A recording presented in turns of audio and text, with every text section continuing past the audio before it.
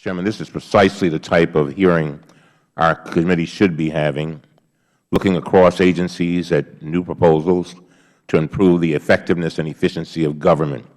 Mr. Chairman, in 2013, a very disturbed Navy contractor with a security clearance shot and killed 12 people and injured 4 others here in Washington, D.C. Our committee conducted an investigation of that terrible shooting, and we found that a contractor, USIS, conducted the shooter's background check. We found that USIS failed to include information on his previous arrest for shooting out the tires of his neighbor's car. As a result, he was given a secret-level security clearance. We also found that USIS committed fraud against the American taxpayers on a much wider scale by submitting incomplete background investigations. USIS ultimately agreed to the demands of the Justice Department to forego $30 million as a result of its actions, and it no longer conducts background checks on behalf of the Federal Government. I ask unanimous consent that the report I issued on this topic be entered into the record. Without objection, so ordered. Thank you, Mr. Chairman. Then last year, cyber attackers successfully breached OPM's data systems. Again, our committee investigated, and again, we found a weak link in the chain, a contractor. We heard testimony explaining that these cyber attackers were able to gain access to Federal systems by using key points privileged access to OPM's networks. As a result, the personal information of millions of Federal employees with security clearances was compromised. These cyber attacks on OPM were not isolated incidents. Other Federal contractors, including AFM and Primera, were also attacked.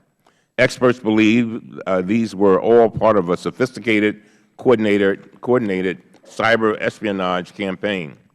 They all occurred at about the same time.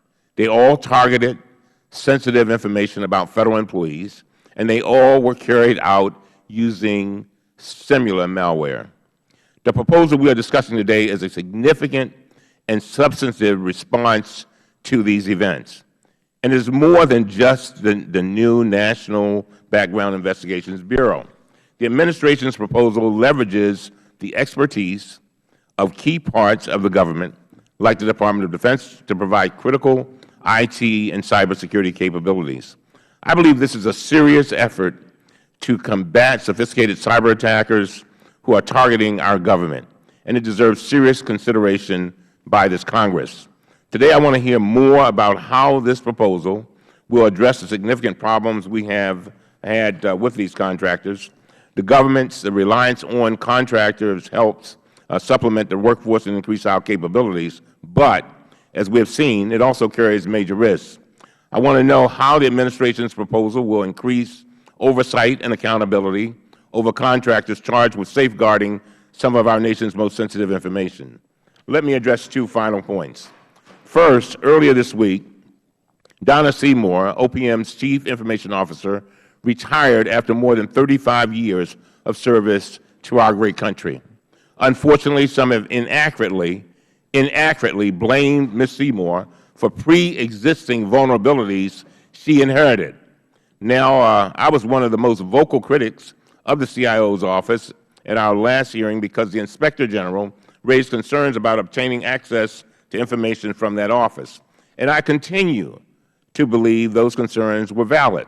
However, our investigation has now found that the cyber attacks against OPM were already underway when Ms. Seymour took office in December of 2013. In addition, experts in and out of the agency informed us that she helped uncover the attack, she led an aggressive response, and she elevated cybersecurity to a top priority when previously it had languished. Finally, Mr. Chairman, so I want you to know that I believe that these recent political attacks against Ms. Seymour are both unfair and inaccurate. They also set a terrible precedent that will discourage qualified experts from taking on the challenges our nation faces in the future. Finally, on that same note, as we sit here today, certain Republicans in the Senate are holding up the nomination of a great public servant Beth Cobert as OPM Director for political reasons that have nothing, absolutely nothing, to do with her qualifications for the position. As we all know, Republicans are threatening to block anyone the President nominates to the Supreme Court for political reasons. In the same way, they are stalling Ms. Cobert's nomination despite the fact that she has been widely praised for turning things around at the agency. I've said it before and I'll say it again. We must not only reach common ground, we must reach higher ground. And that is what the American people are demanding of us, and that is why they are so frustrated. Just this morning, Senator David Vitter issued a press release proclaiming that, and I quote, he is blocking Beth Cobert to be Director of the Office of Personnel Management, end of quote, as if he's bragging about it. He's doing this because of his political opposition to the Affordable Care Act and not for anything relating to the actions of Ms. Cobert. I have a copy of the press release here, and I ask unanimous consent that it be entered into the record, Mr. Chairman. That objection. As I close, this is simply outrageous. The Inspector General has praised her efforts, and even some of her critics in Congress have praised her leadership.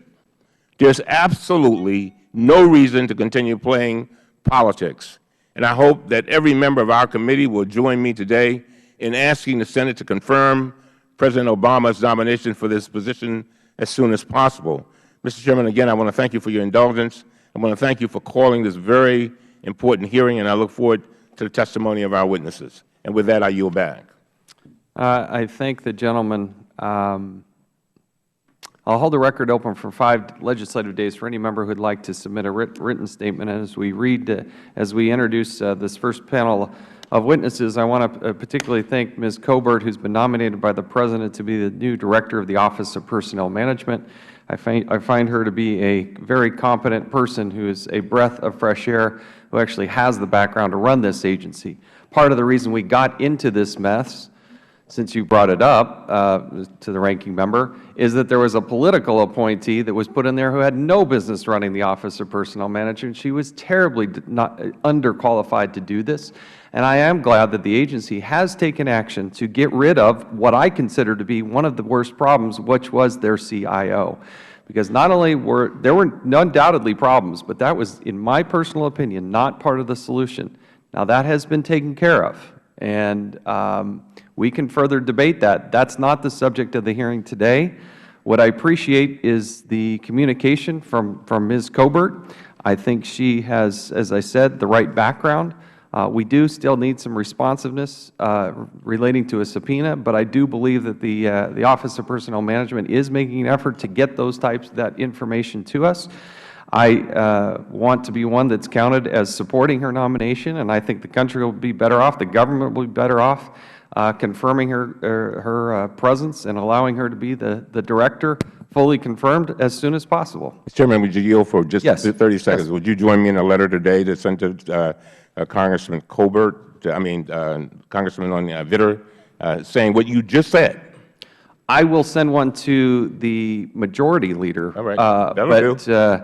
I don't want to send one to a specific. Fine. But I would appreciate I am that. saying it publicly. I will put it in writing. I believe Ms. Cobert has the right qualifications. I think the country and the office will be better off with her confirmation. I just wanted to make sure we did it together if we can.